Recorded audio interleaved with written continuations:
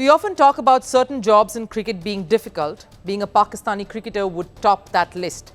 With Pakistan captain leading the race, it is tough to be a Pakistan cricketer, more so now. It isn't just the losses that the country need to come to terms with, it's the reaction post the loss. That's the challenge to get over. And trust Pakistan fans, the commentators and former cricketers to give the team plenty of hate when the going gets tough. It has been a rocky road for Pakistan, especially in 2024. Despite beating England in a test series at home, fans are livid at the loss Pakistan have encountered against West Indies recently in the second test, which meant that they had to draw the two-test series 1-1. But it began with an altercation between the captain and a Pakistan journalist at the press conference post the defeat.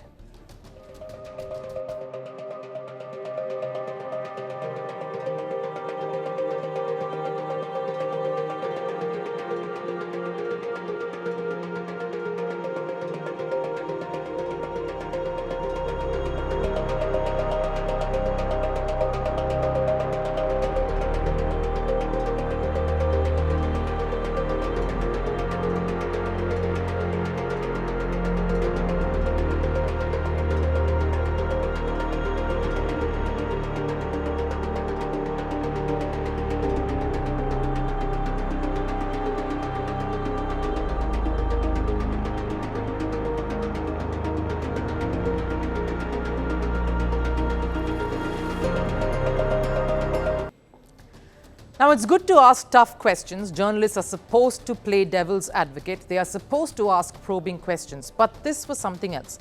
The journalist was almost demanding Masood's resignation for that loss.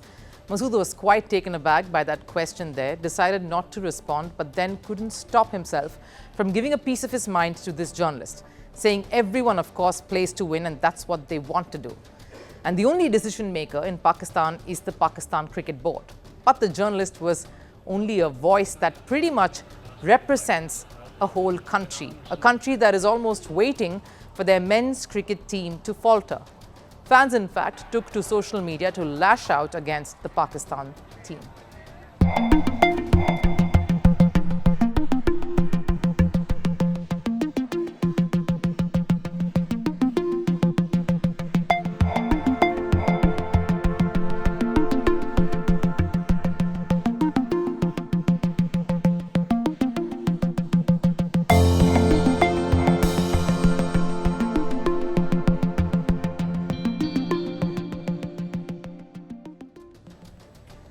Masood, the test skipper, in fact, has had to navigate some very difficult scenarios over the last few months. Ramiz Raja, a former Pakistan captain, selector and now a commentator, was brutal while interviewing the captain during a post-match show. This, in fact, despite Pakistan winning.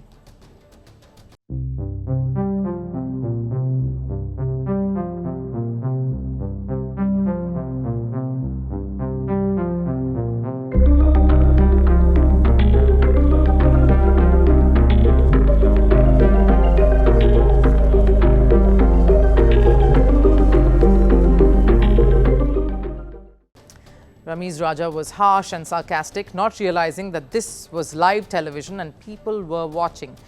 Imagine the angst and anger after a loss then, which is why this ICC Champions Trophy is going to be yet another trial by fire for Pakistan cricket.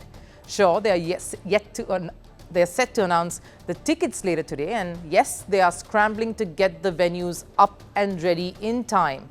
But what about the squad? They haven't made any announcements just yet, and even so, one misstep is all it will take to unleash the hatred that Pakistan critics, the fans, the commentators, many of the journalists, to come right at them. Now, I do know a few of the Pakistani journalists, and the ones I know have always held a balanced view. But unfortunately, the sheer number of the jingoistic, impassioned, unruly kind outnumber the sensible ones. So the big test for Pakistan at the Champions Trophy won't be the opposition, won't be the conditions or whether everything is running smooth. It won't be the situation either. It won't be the injuries, nor will it be the captaincy worries. It will be their own people, the voices of the people who are just waiting for them to fail. And that's the challenge they will have to surmount. We're calling the show Vantage. We hope you like what we've put together for you. Touted as the minimum defense from that video. India's neighbors were the first to send the special edition of Vantage live from the White House throughout the week. Hindu Mandir in we're on our way to Tel Aviv. Pretty measure, but it's also the perfect way to drive. I don't think that Prime Minister of Bhutan, Sherin Tagwe. Welcome to 60% of the world's office. Prime Minister Modi did the iron. we were actually How are you doing? How do you like? It's been 1 year since that meeting. Iron bars separate you from the outside. Out the vote effort. Trump had, it says, and at $4.3 trillion. 4.3 300 billion by 2030. That's what we need to tackle climate change.